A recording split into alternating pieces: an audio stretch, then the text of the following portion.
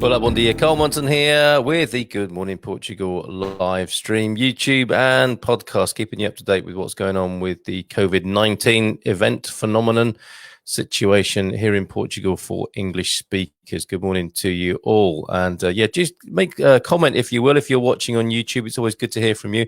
I did get a bit of criticism yesterday, which I'll go into later by way of a bit of an apology. And just to put the record straight, I want to address a comment made to me about showing a little bit more respect and maybe showing respect or leaving the country. So I do want to respond to that in good heart and faith, and just put the record straight on that. But before we do that, facts and figures as usual to start the stream. And we're going to look at information from Craig Morfitt in Porto Expats and the wonderful folks at Safe Communities Portugal as well. So, excuse me, let me go to Craig Morfitt's update first, and we will have a look at what he's been saying. This, of course, bear in mind, is the information that was shared on the 16th of April and refers to yesterday on the 16th of April, if you see what I mean. So that would be the information of the 15th. But we're pretty much up to date, and I really like the way that Craig does this. Portugal now has 18,000... excuse me, 18,841 cases. Munson's coughing again. Ooh. That is an increase of 750 cases in the past 24 hours, showing a daily growth rate of 4.1% on the total on the 15th of April. There's been another 30 fatalities, bringing the death toll to 629 in Portugal, which represents a 5% increase in deaths. The increase on the 15th of April was 5.6 over the number on the 15th of April. So the number of COVID patients admitted to hospital has increased to 1,302. It was 1,200 the day before. 229 of them are in intensive care, and that number was 208 the day before that. The northern Porto region now accounts for 11,237 of the confirmed cases of the 355 fatalities. Lisbon has moved back into the top position as the municipality with the most cases, followed by Porto, Vila Nova de Gaia and Matosinhos. An additional 3,923 tests for suspected cases were recorded on the 15th, bringing the total number of suspected cases to 154,727. Of those, 131,976 have tested negative, and 3,910 are awaiting the results. The total number of testing swabs that have now been used, including retests on the same patients, is now 208,314. 493 people are shown to have recovered. And as Craig says here, I understand this is not an artificially low number. I beg your pardon. Let me read that again. I understand that this is an artificially low number, as testing of clinically recovered people has not been a priority. Each person is required to have 2 negative tests before being declared to have recovered. And the priority for testing swabs has been focusing on testing people for possible infection. So there you go. That's although that number goes up, and hearteningly so, it's lower because the tests are being prioritized elsewhere, and it's quite a strict method of making the case for recovery, it would appear. What I'll do, he includes a news roundup. You go to Porto Expats, the group Porto Expats on Facebook, for Craig's excellent coverage of this. He and George Branco, I think, are doing a good job. George is going to be joining us next week. Will Thompson, very popular yesterday. He'll be joining us again. He's threatening to join us a couple of times a week, which would be good. But I think we can guess that Will will be joining us at least weekly to share his unique and excellent view on what's going on with the situation in Portugal and indeed the world. And we will now go to Safe Communities Portugal for further coverage of what the Prime Minister's been saying and the extension of a creepy crawly on the back of my neck. Don't know what that was. And I'm just expedite it on its way there. I was a little clumsy in pulling it from my neck, but I think that's the end of him. Sorry. Before we go to Safe Communities Portugal, bon dia from Steve and Claire. And I've been saying Luli. I think it might be Lule. I'm not sure. I'm really, you know what, sometimes when you get a pronunciation in your mind and you're really not sure, whether you've got it right and you're kind of habituated to say it wrongly. Lule, beautiful. Anyway, a lovely town down there in the Algarve. We used to visit a rather excellent dentist down there. Not that you'd guess it looking at my English teeth, but a really good guy, Reinhardt, down there in Lule. And it was a pleasure to stay in your wonderful town of Lule, Steve and Claire. So let's go to Safe Communities Portugal now to see how the plan is shaping up for possible lifting of lockdown.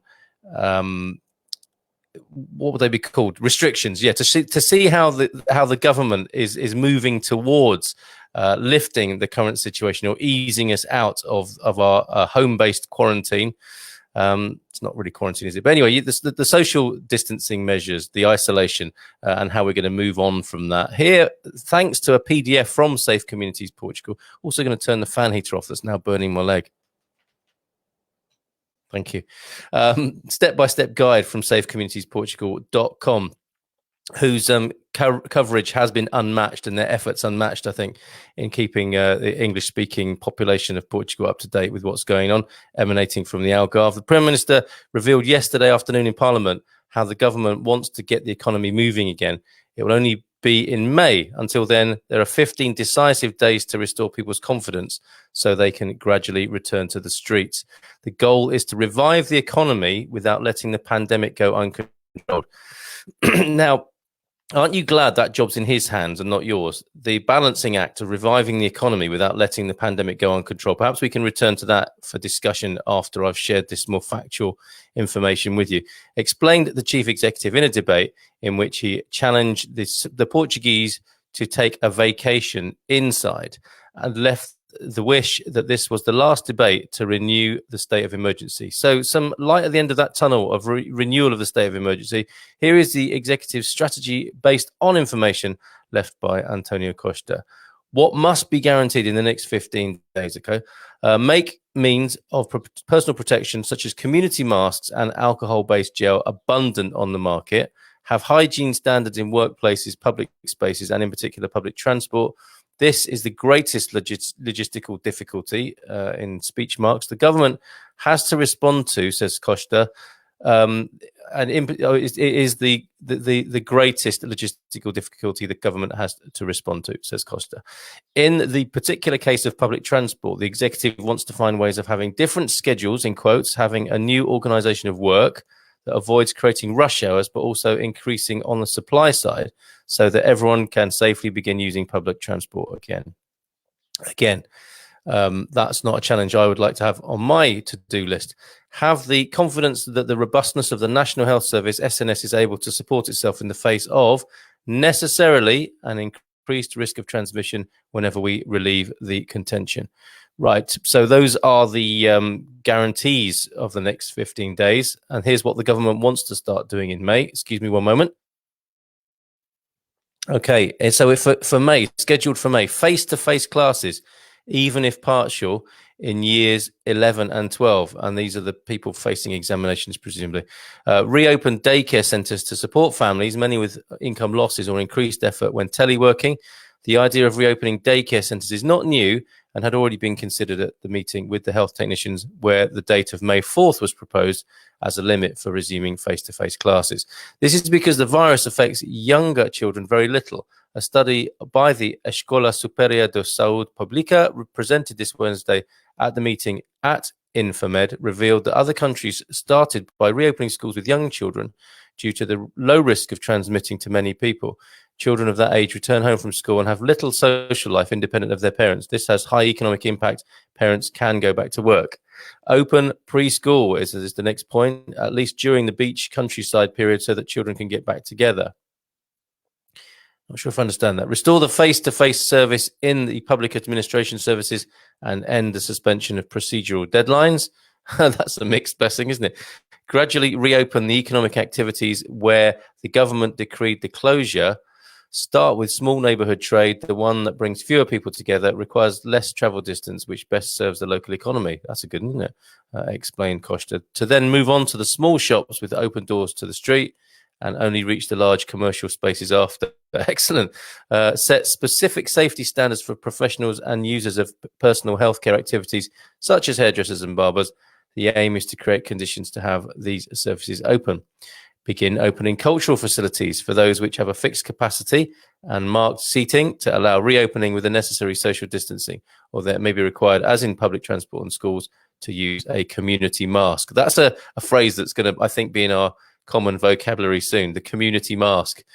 Create distancing rules for sports venues and open-air shows, similar to what will be done by the Union Centrals in the celebrations of the 1st of May, and which the church intends to guarantee in ceremonies. Okay, so there's something of a cultural imperative here with the celebrations, the May Day celebrations, and what the church will be doing at that time of year as well. Further points: continue teleworking for those who can do it. These people will have greater freedom of movement to take their children to daycare centres, use the shops that are gradually reopening, public transport and cultural facilities, even if they have to wear a mask. The Prime Minister considered teleworking essential, for instance, to allow the operation of public transport to run as smoothly as possible. Indeed, the government also wants to work with companies to find better ways of organising working time, some working in the morning, others in the afternoon, some working a week and others another week. The aim is to progressively free people from domestic confinement. I'm sure a massive relief felt among many people hearing that. Let's have a look here. Bon dia from Owen. Hope you're well this morning, Owen. And no mention of restaurants, hotels. You're right, Hannah, who's desperate to be back in Portugal, enjoying the restaurants and hotels. I think they will be last in this progressive list, it would appear. I don't know if you've seen Switzerland's schedule of reopening and lifting the lockdown in Switzerland. It would appear it may be like an EU model of lifting the lockdown. Okay, there you go. I don't know what any of you think about that, apart from Hannah and her concerns about restaurants and hotels, which I feel for you there, Hannah. Let us know what you're thinking about what I've just shared with you. Yeah, just a little point of order about the direction and tone of the show so far. I did get a bit of blowback from one of the more popular videos from Julio, who says, talking loud, saying nothing, ironic, blah, blah, blah. This is not your country. Respect it or leave. And then aguantense, which means hold on, I think.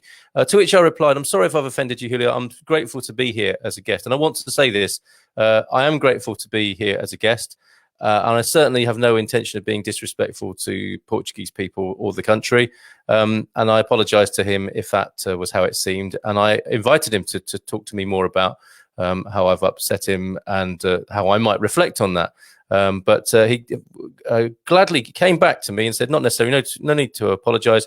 Maybe I didn't understand the meaning of your words. Tudo bem. And I said, no hard feelings. Força Portugal. So put the record straight there. I do understand how, with the way I do this, with quite a lot of my own personal opinion, it can seem a little bit, I think someone accused me of being sarcastic as well. And I understand that, this is a lot of personal opinion and sharing the opinions of other people, like Will yesterday.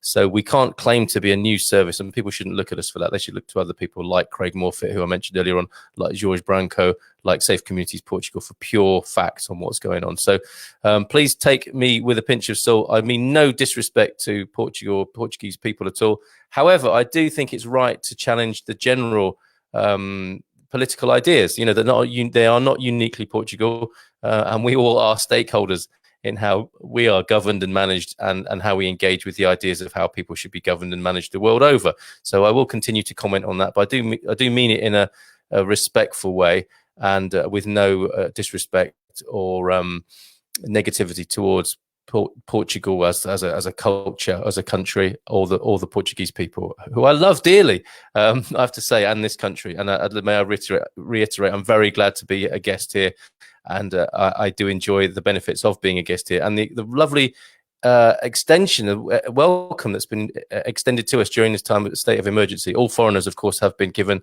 the rights of residence here during this time. So I am so grateful for that. And I say that on behalf of anyone else who wants to say that as a thank you and their gratitude to Portuguese people, Portuguese culture, Portuguese government. Good morning from a very rainy Fundão, brighter at the weekend. Let's hope so, Julie?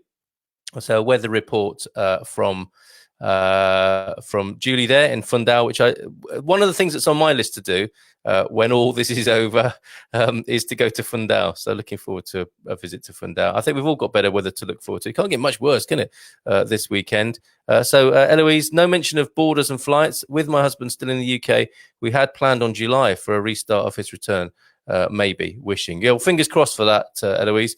And I think, there may be some sort of mitigating circumstances with these things that if you make that case to the respective governments, that's a compassionate case for your husband being in Portugal, isn't it? It's not like it's a holiday or something a little more towards the frivolous end of the spectrum. No disrespect to you, Hannah, with that. But, you guys need to be together. And I think you might be able to make a case for that.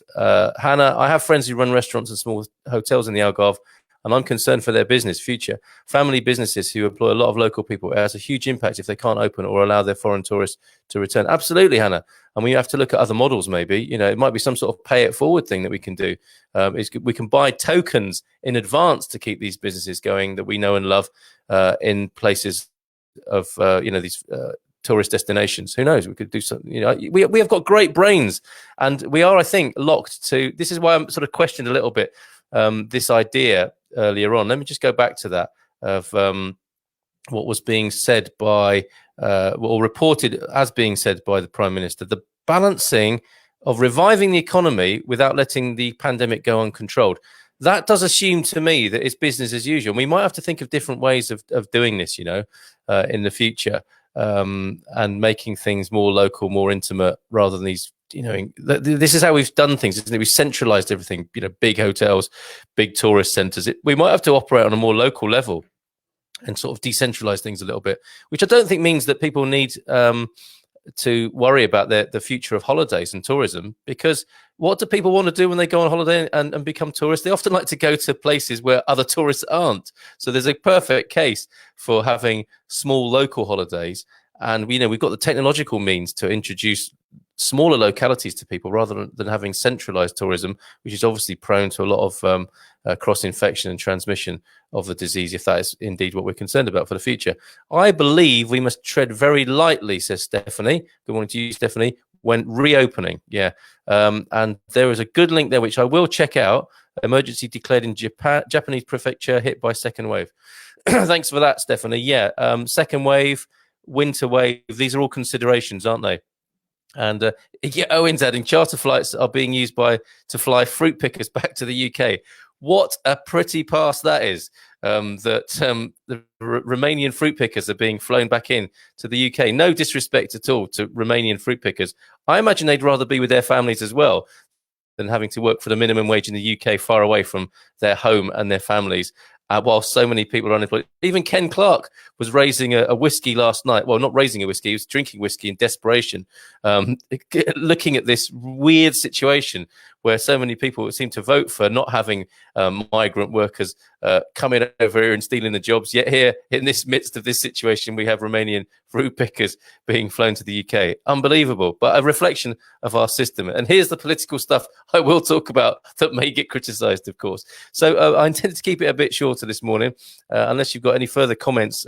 Great that so many of you join me in the morning, and I hope you have a superb weekend, whatever that means. It's so culturally embedded, isn't it, that we've still got the weekend to look forward to.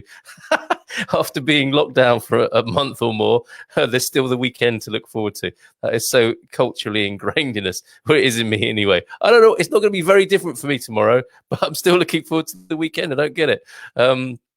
Must just be in the muscle, as it were, in my mind as a concept. So, yes, on that sort of laughing hysterically note, I bid you bon fin de semana, good weekend, good health, of course, and good luck, and enjoy yourselves wherever you are. Look forward to being with you again on Monday. The flight should be available for those who are away from their loved ones. Too true. This is where the economy, this is the decision we're having to make at the moment, right? What's it going to be? Is it going to be money, or is it going to be people? And how can we get a good balance?